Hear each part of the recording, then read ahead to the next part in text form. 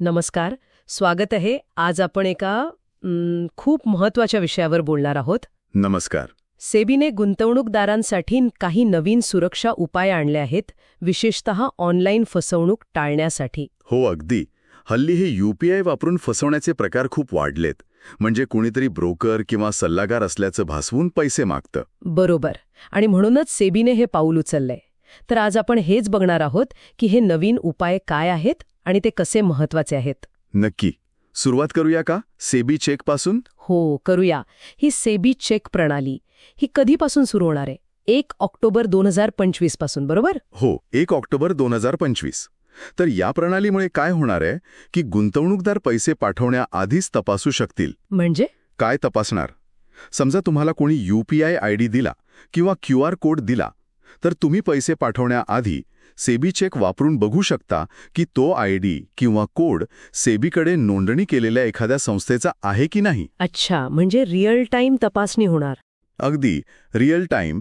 तुमचा बँक खाते नंबर आणि IFSC कोड वापरून हे टूल लगेच सांगेल की तो ID खरा आहे की नाही. हे खूपच महत्वाचं आहे, कारण भारतात 13 कोटीहून जास्त रिटेल गुंतवणूकदार आहेत. बरोबर. आणि सेबीचे चेअरपर्सन तुहिन कांता पांडे यांनी पण हेच म्हटले की लोकांचा विश्वास टिकवण्यासाठी अशी तांत्रिक सुरक्षा आणि रिअल टाइम पडताळणी गरजेची आहे. नाही का? विश्वास टिकणं महत्वाचं आहे. अच्छा, या सेबी चेक बरोबरच आणखी काहीतरी आहे ना? Valid UPI ID. हो, व्हॅलिड UPI ID याची एक ठरलेली रचना असेल आणि हे फक्त सेबी नोंदणीकृत मध्यस्थांनाच मिळतील. म्हणजे फसवणूक करणारे असे ID बनू शकणार नाहीत. तसं करणं त्यांना खूप कठीण जाईल, कारण याची एक विशिष्ट रचना आहे. काय रचना आहे ती? कशी ओळखायची? या व्हॅलिड हँडलच्या शेवटी एक सफिक्स असेल. म्हणजे समजा ब्रोकर असेल तर BRK, म्युच्युअल फंड असेल तर MF, असं काहीतरी. ओके. आणि त्यानंतर @valid असं असेल.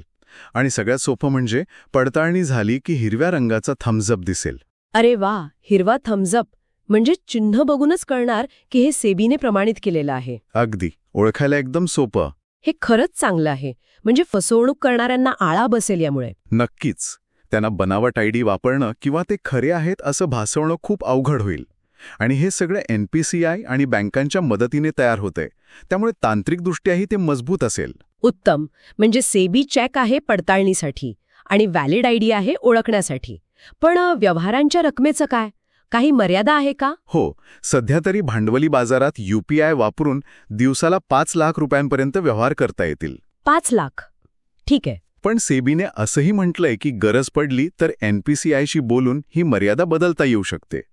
म्हणजे त्यात थोडी लवचिकता ठेवली आहे. हे सगळं ऐकून असं वाटतंय की आता जर कोणी अनोळखी UPI ID किंवा QR कोड पाठवला गुंतवणुकीसाठी, तर आपण लगेच सेबी चेक वापरून तपासू शकतो. बरोबर. आणि तो व्हॅलिड आहे का, हिरवा थम्सअप दिसतोय का, हे पण बघू शकतो. अगदी. हे दोन्ही उपाय एकत्र आल्यामुळे डिजिटल गुंतवणुकीचं वातावरण नक्कीच जास्त सुरक्षित होईल. फसवणूक तर थांबेलच, पण लोकांचा डिजिटल प्लॅटफॉर्म्सवरचा विश्वास पण वाढेल. खरंय. तर आजच्या चर्चेचे महत्वाचे मुद्दे काय ठरले सेबी चेक पडताळणीसाठी? हो. मग व्हॅलिड UPI ID आणि हिरवा थम्सअप ओळखीसाठी. बरोबर. आणि व्यवहारांवर सध्या 5 लाखांची मर्यादा. हां.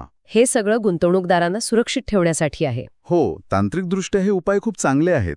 पण मला इथे एक विचार मनात येतोय. काय? की हे तंत्रज्ञान तर आलंय, पण फसवणूक करणारे पण हुशार असतात. ते नवीन नवीन मार्ग शोधतच राहतात. मग हे जे नवीन टूल्स आहेत ते प्रभावीपणे कसे वापरायचे किंवा नवीन प्रकारची फसवणूक कशी ओळखायची, यासाठी गुंतवणूकदारांना सतत शिकत राहावं लागेल, नाही का? त्यांची जागरूकता किती महत्वाची ठरेल यावरही विचार करायला हवा.